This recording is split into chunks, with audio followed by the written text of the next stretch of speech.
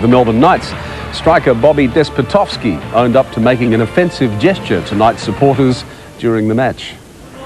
It's this gesture the Melbourne Knights are claiming caused last night's violence between their fans and the players and officials of Perth Glory. The Knights say Bobby Despotovski's gesture was extremely offensive to their predominantly Croatian supporters. Late today, reading from a prepared statement, the player apologised. After continual taunts throughout the match, I overreacted and made an uncomplimentary gesture. As a professional footballer, I should have known better, and I apologise wholeheartedly for my actions. However, I reject any suggestions that this excuses the attack by minority group on Perth Glory players and officials after the game. A group of Knights supporters disgracefully ambushed several Glory players and coaches as they tried to leave Knights Stadium following their 0-0 draw. Basically just trying to get back on the team bus, and we were jumped by probably 15-20 guys, and it was basically a fight for your life to get back in the change room. And it was the worst thing I've been involved with for soccer, for sure. The players protected each other. They were fighting and throwing with cans and everything. It was war. Soccer Australia has launched an investigation into the violence and Despotovski's actions. Perth say the striker will face their own disciplinary board, but are playing down his gesture. It's no different to you at an intersection and somebody not giving you the right of way, mate. Haven't you ever given the fingers up to somebody? Please. These guys here are really pumped up. They're on high octane when they go out there. So if it's instinctive, he's been taunted, he's been basically said things to, so he's reacted. The issue is that after the game, on the way to the bus, he incited nothing. He just did his thing, wanted to get on the bus, and he wasn't allowed to. Glory's fans were also assaulted during the final. One suffered a broken jaw. To Melbourne Knights supporters, adding fuel to last night's violent brawl in Melbourne, Soccer Australia has launched a full inquiry and it's promising to beef up security when the NSL semi-finalists meet again in Perth this Saturday. The obligatory flare. It began with flares from the stands. But it's all part of the pageantry of association football. Then violence in the crowd. But the worst came after the final whistle when Glory players were ambushed by Melbourne fans as they walked to the team bus. All of a sudden, it's like 15 or 20 of them start running down, and they start fighting with the security guard. Somebody hit me from behind and in my eye, and Craig Dean's got one in the mouth. I was hit in my hamstring. I wanted to protect two players and it was not possible. Security guards, they tried everything to save us, to protect us, but I believe it was out of control. Fans say this is what provoked them, a finger gesture made by the star striker. He is of Macedonian descent. A lot of our supporters are of Croatian descent. Again, it's a Balkan region, and the finger gestures that he was making, he would be well aware of how offensive they would be to the members of our crowd. Throughout the day, Despotovski repeatedly denied making the gesture, but he came to Channel 7 to make this apology. After continual taunts throughout the match, I overreacted and made an uncomplimentary gesture. As a professional footballer, I should have known better, and I apologise wholeheartedly for my actions. But still, no excuse for violence. I don't think there's any place for that anywhere in Australian sport, or anywhere in Australia for that matter.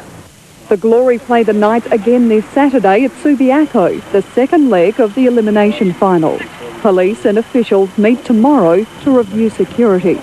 Paula Vos, 7 News. Glory soccer team on Sunday night. A separate investigation is underway after a Perth striker admitted making a racially insulting gesture to the crowd. Sally Pickering with today's developments.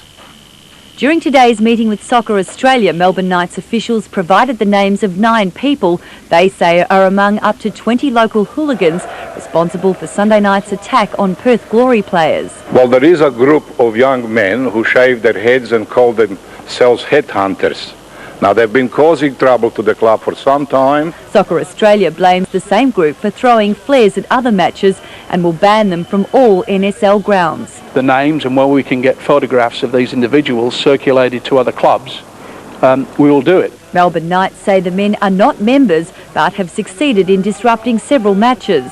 The club says it's tried to keep the troublemakers out in the past, but they've managed to evade security by slipping individually through the gates during peak periods. It's claimed the violent attack was provoked by a racially insulting gesture, which Serbian-born striker Bobby Despotovski first denied he'd made, then apologised for. After continual taunts throughout the match, I overreacted and made uncomplimentary gesture. Like going into a synagogue and salute with a Hitler's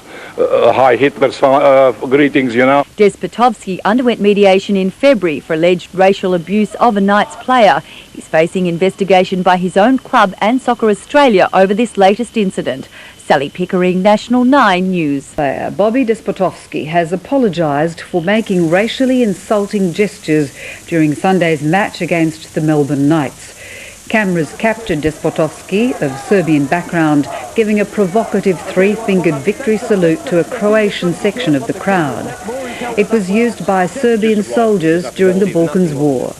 Despotovski now faces fines or a possible suspension. Several fans who attacked him and the Perth Glory coach after the match have also been identified. There'll be more on that story on World Sports after the news. The Serbs have done a lot of very terrible ethnic cleansing in both Croatia, Bosnia and in Kosovo. So it is as insulting to the victims of ethnic cleansing as a Nazi salute would be to the Jewish people. Is there no sort of thing about cutting off of fingers and things that you don't know anything about that? That is one interpretation which I would rather not go into. I don't think I'm exactly an authority on that, but that is certainly one interpretation. What does it do to you? Well, it upsets me. It certainly has no place in Australia, let alone on a soccer field. It's a stupid thing to do, should not have been done. It's a provocation that cannot be condoned, but also the response to this provocation can also not be condoned. Little wonder the salute is upsetting a lot of people. Perth Glory striker Bobby Despotovski before a tribunal to explain allegations he incited crowd violence during Sunday night's NSL eliminational final against the Melbourne Knights. It's been claimed that Despotovski made a three-fingered salute used by Serbian soldiers during the Balkans War that led to an attack from supporters of the Croatian-backed Knights. Pictures don't lie. Television cameras seem to catch Perth's Bobby Despotovski making a hand gesture. And after finding himself at the center of controversy, Despotovski offered a mild apology for his actions. After continual taunts throughout the match, I overreacted and made an uncomplimentary gesture. As a professional footballer, I should have known better, and I apologize wholeheartedly for my actions. However, I reject any suggestion that this excuses the attack by minority group on Perth Glory players and officials after the game. Meanwhile, Soccer Australia and the Melbourne Knights met to continue their investigation into Sunday's incident and believe they're making progress.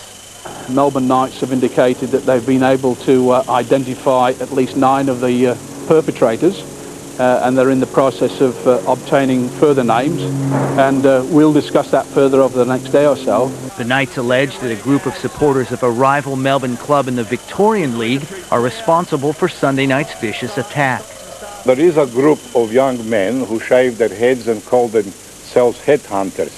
Now, they've been causing trouble to the club for some time, and we are following them.